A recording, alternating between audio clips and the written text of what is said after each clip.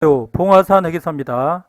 오늘은 민주당 의원총회에서 종합부동산세와 양도소득세 최근의 완화에 대해서 의원총회 결과에 대해서 간단히 설명을 드리겠습니다.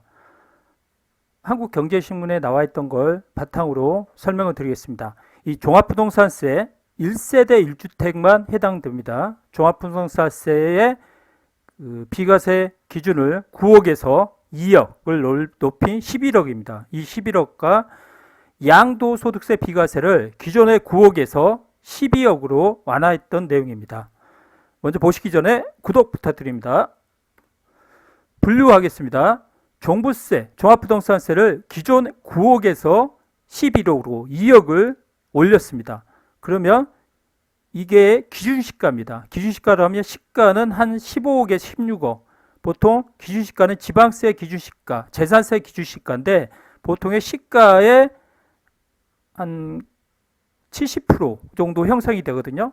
그러니까 한 15억에서 16억 정도의 아파트를 가지고 있으면 종부세가 가세되지 않습니다. 그래서 1세대 1주택을 기준으로 상위 2%만 대상이 된다고 합니다. 자, 양도소득세도 바뀌었는데요. 이 양도소득세는 최근에 부동산 값이 많이 상승했기 때문에 당연히 좀 바꿔야 된다고 저도 생각을 했습니다. 기준가액이 9억은 과거 9억은 정말 고가주택이었지만 지금은 고가주택이 한 12억도 고가주택으로 볼 수 없어요. 강남에 비싼 것들은 20억에서 30억 하잖아요.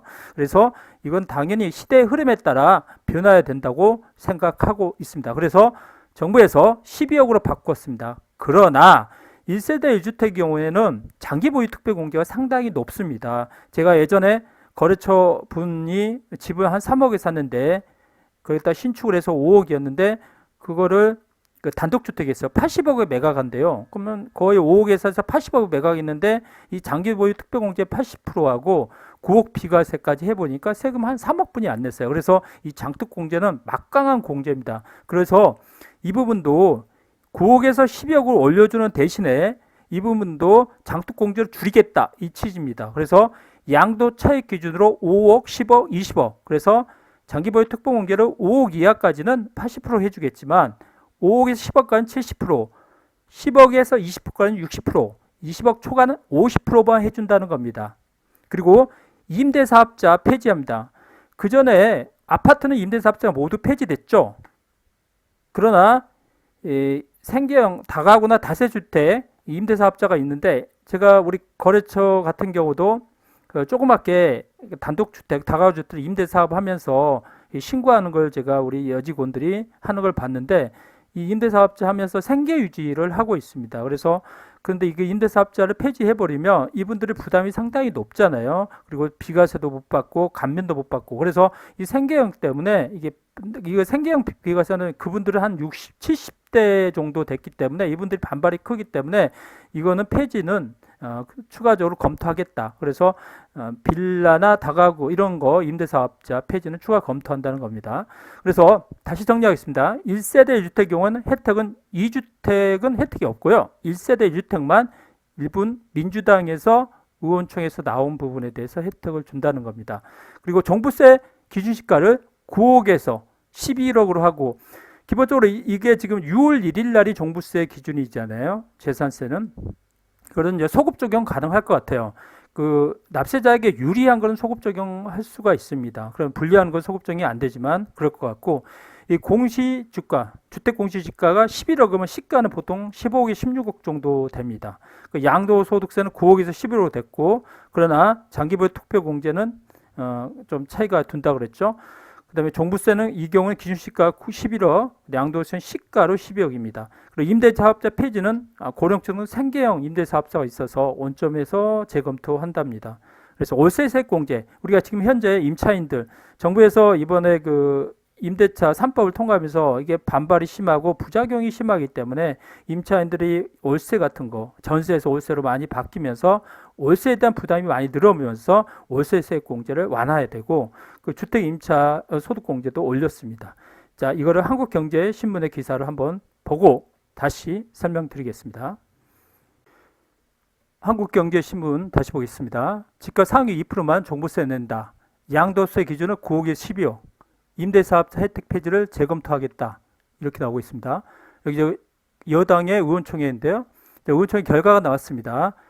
1가구 1주택자만 해당되죠. 공시가 기준 상위 2%, 11억 초과 공시지가고 시가는 15억에서 16억 정도 됩니다. 그리고 양도소득세 비과세 기준은 현행 기준 시가의 9억에 12억으로 하겠다 이렇게 됩니다. 그래서 1주택자만 해당되는 거예요. 자, 9억에서 12억으로 하되 제가 말씀드렸죠. 현재 최대 80% 장기 보유 특별공제 혜택을 5억, 10억, 20억으로 기준에 80%, 70%, 60%, 50%로 한다는 겁니다.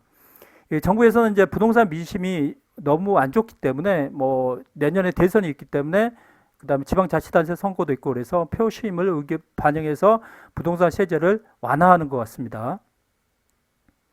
그 비아파트 여기 나왔죠? 비아파트 임대사업자 등록을 임대 신규 등록 중단을 주택임대사 제도 사실상 폐지하는 방안에서 원점이 다시 논의하겠다. 고령성 생계형 임대사업자가 있기 때문입니다. 뭐 100만 표 읽는다 이렇게 나왔죠. 의원총회 표결 끝에 종부세 양도소득세를 완화하는 방안. 그다음에 올해 11월에 종부세 고시서가 나오죠. 이거를 소급해서 혜택을 줄 것 같아요. 상위 2%로 9억 초과해서 상위 2%. 그게 기준시가 11억입니다. 일단 뭐 여당 입장에서 반대하는 쪽이 있겠죠. 찬반 토론이 있었고. 그래서 양도소 비과세를 9억에서 12억. 부동산이 폭등했기 때문에 당연히 고가주택이라는 개념이 좀 바뀌어야 된다고 봅니다. 그 다음에 이제 시가를 보면 종부세 2%가 기준시가 11억은 한 16억 정도 됩니다. 여기 일반 임대사 신규 사업 등록을 중단하는 이렇게 나왔는데 이게 이제 원점에서 검토하고요. 자, 전월세 세제 지원이 나왔습니다. 월세 세액공제인데 근로자는 1900 기준 원래 7천만 원이었어요. 근데 이거 8천만 원 이하로. 그러니까 급여가 높은 사람들은 당연히 월세 세액공제를 못 받습니다. 성실신고 사업자 경우는 원래 6천만 원에서 8천만 원 이하로 2천만 원 더 높였고요. 그 다음에 주택 요건은 과거에는 기준식 공시가격 주택 기준가 3억이었는데 이거는 요즘 아파트 값이 많이 오르잖아요. 그래서 6억 정도 했고 월세액의 10%에서 12% 늘렸습니다. 그리고 전세 등 주택 임차금 원리금 소득공제 있죠. 그 원리금 상환액 있죠. 원금과 이자를 상환하는 거 전세를 빌려서 상환액의 40%에서 50%로 확대했습니다. 한도는 600까지입니다. 오늘 여기까지 최근에 나온 종부세하고 그 다음에 양도소득세 완화에 대해서 정리를 하였습니다.